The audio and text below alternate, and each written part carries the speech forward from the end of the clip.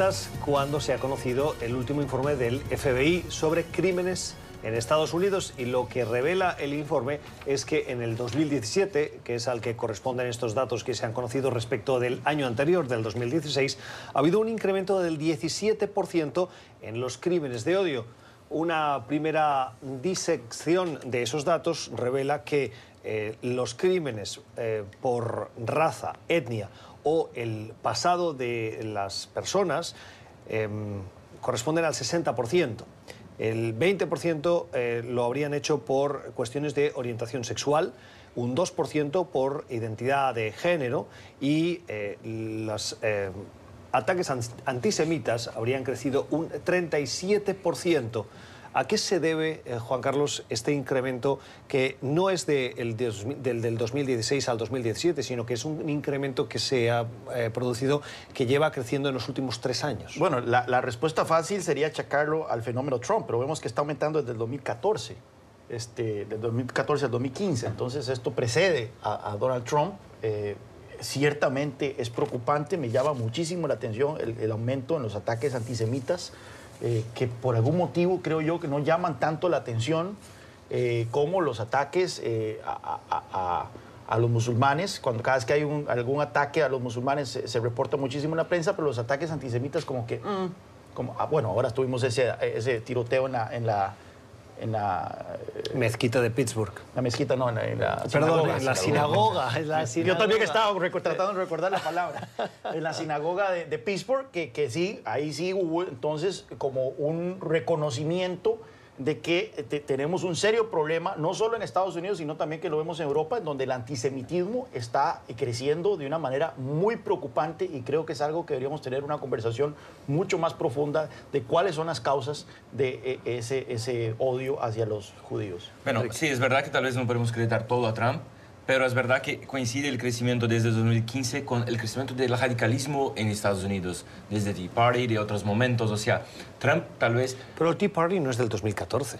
No, pero el movimiento que creó todo eso se empezó, o sea, el movimiento de odio a lo otro, de radicalismo, empezó más o menos por 2015 en Estados Unidos. Y creo que sí que estaba creciendo, pero el salto de 17% es un salto muy fuerte para un año. O sea, sí, el incremento interanual es uno de los más importantes de los últimos años. De hecho, sí hay que evitar, digamos, atribuirle todas estas cifras a Trump. Eso puede ser aún más peligroso, porque puede llegar a esconder causas subyacentes que pueden ser más importantes. Sin embargo, estos números... ¿Cuáles serían esas causas? Acabe si quiere la idea, pero no quiero dejar de preguntarle por las causas. Estos números sí le apuntan muy claramente a Trump, porque él en junio del 2015... fue el día que dio su discurso de apertura de campaña, en el que dijo que los mexicanos eran violadores, asesinos, traían delincuencia.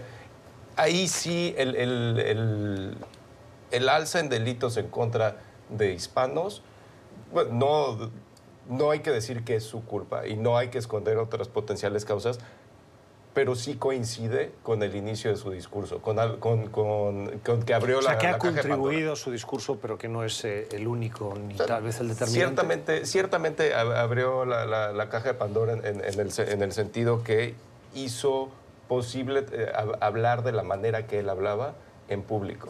Perdona, pero y sobre las causas, además del presidente Trump, o del discurso del presidente Trump, que contribuye a normalizar ese tipo de actitudes desde el punto de vista de la diversidad social, ¿qué otras causas crees que podría haber? Esta es la parte, de hecho es lo más difícil, claro. y ahí los académicos son los que tienen que entrar al quite, y por lo que podemos decir que seguramente hay otras causas, este 37% de incremento de ataques antisemitas es, para mí el número más preocupante.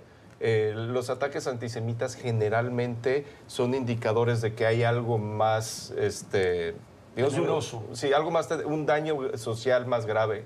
Y el ataque de Pittsburgh fue el ataque en contra de judíos más letal de la historia del país. Es el canario en la mina, ¿verdad? Sí. Aquí tenemos un 60% de las víctimas fueron atacadas por su raza, etnicidad o sesgo ancestral, lo cual revela que esto es una cuestión, me llama que una quinta parte es por orientación sexual, que yo creo que tal vez los ataques de odio en nuestros países en América Latina tienen que ver más con orientación sexual que con otras razones. Y acá coincide con la legalización del matrimonio igualitario por la Suprema Corte. O sea, también que las personas, tal vez por tener más aceptadas o los homosexuales tengan salido a la calle sin tanta vergüenza, también tal vez eso sea un motivo para que crean Uno pensaría ataques. que la legalización del matrimonio igualitario auguraba a un Estados Unidos más tolerante, más Tal vez a largo plazo, pero en el primer momento... Pero vemos que ahora está resurgiendo otro tipo de odio, que es ese odio sobre etnia, sobre nacionalismo, que es un odio mucho más difícil de lidiar, porque uno pensaría que las nuevas generaciones van a ser más tolerantes en materia de apertura a las minorías sexuales, pero no necesariamente ocurre eso para cuando se trata de temas de etnicidad y nacionalismo. Ciertamente tiene reflejos históricos. Cuando hay una apertura, hay cierto sector de la sociedad que tiene miedo que contraataca. El caso de los derechos civiles en los 60s, ciertamente los ataques en contra de los negros incrementaron en esa época, pero como dices, a largo plazo vino bajando porque fue encontrándose aceptable la nueva regulación, se vio que la gente se podía integrar a una misma sociedad y tuvo efecto positivo a largo plazo. Ahora bien, uno entendería, no es que entendería, pero para tratar de ver qué está detrás de este fenómeno, ciertamente la cobertura y los reportajes sobre cómo Estados Unidos se está volviendo un país más diverso de manera en su demografía, en cuanto a la composición étnica, ciertamente generaría ese rechazo, ¿verdad? Entonces, efectivamente, hay un sector de la población que ve que Estados Unidos ya no va a ser el país blanco cristiano que era antes. Lo que yo me pregunto es, ¿qué está explicando este aumento en los ataques judíos? O sea, no es que hemos visto un aumento vertiginoso en la población judía en Estados Unidos o barcos llenos de refugiados judíos en las costas de New York como ocurría en los años 30.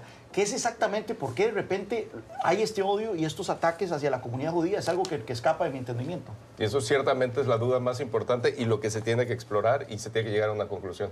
Y cuando las tengamos las comentaremos en esta mesa de trabajo de Club de Prensa.